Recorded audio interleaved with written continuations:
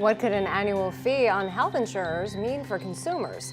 I'm Jill Horner. This is Comcast Newsmakers. With me is Kevin Shivers. He is with the National Federation of Independent Businesses of Pennsylvania. Thanks for being with us, Kevin. Thanks for having me. First of all, talk to us a little bit about your organization and who you represent. Sure. NFIB represents small and independent businesses. We have 15,000 members here in Pennsylvania, 350,000 nationwide, and our organization just celebrated its 70th anniversary.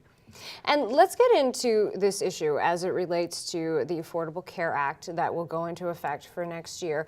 You as an organization have concerns about the annual fee that will be imposed on health insurers. Why so? Sure, and actually, it's similar from the founding of NFIB, dealing with taxes and regulations here to 70 years later, and we're dealing with taxes and regulations, and in particular, relating to the Affordable Care Act is a health insurance tax. It was passed as part of the federal health care law, and it was a tax on insurers, but the law allows those insurance companies to pass that along to their customers. So 80% of small business owners, pay for their insurance. They don't have self-insured plans, and this is going to be a big hit on them. So if this is a fee on health insurers, and it's called the annual fee on health insurers, is there the guarantee, though, that they will pass this amount on to consumers who are paying into these plans? Absolutely. It's $100 billion in new taxes over the next 10 years, $208 billion over the next 20 years.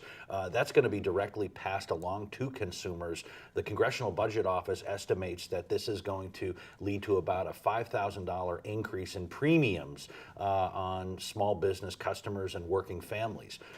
There's a real significant hit into Pennsylvania's economy because those added costs take away dollars that employers can use to produce things, make stuff, run their companies. That cost to employers is going to be about $1.4 billion over the next 10 years, and you're looking at the health insurance tax costing the economy in Pennsylvania about 4,600 jobs.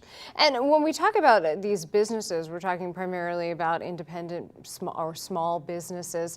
How are they currently insured? How will they be insured next year? You mentioned different types of health insurance. There's the self-insured market, but they aren't necessarily a part of that. Yeah, unlike large corporations that have enough people that work for them that they can self-insure, they bear the risk for their health insurance.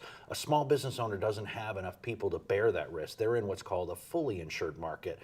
So they're purchasing their insurance plans, their policies from a blue plan or a private insurer, but the tax that was passed by Congress will directly affect those policies that are not self-insured. So the vast majority of small businesses are going to be forced to pay for this, and not only is it the small employer that's going to be forced to pay for it, but it's going to be any individual. And to give you an impact on why this is a hit on small business, this is going to directly impact about 15 million self-employed and about 6.5 million small businesses.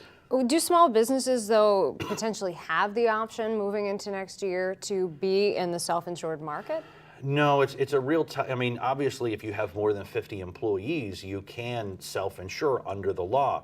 But what happens if you have 50 employees and one of them, God forbid, gets brain cancer, and suddenly you're left with dealing with all of the costs associated with it? So really, for small companies, and you're talking about companies fewer than 100, maybe 150 workers, that self-insured option really isn't a viable option for them. They're going to be forced into the small group market, and they're going to be subject to this tax. Thanks for being with us. Thank you. We've been talking with Kevin Shivers. He's with the National Federation of Independent Businesses of Pennsylvania. I'm Jill Horner for Comcast Newsmakers.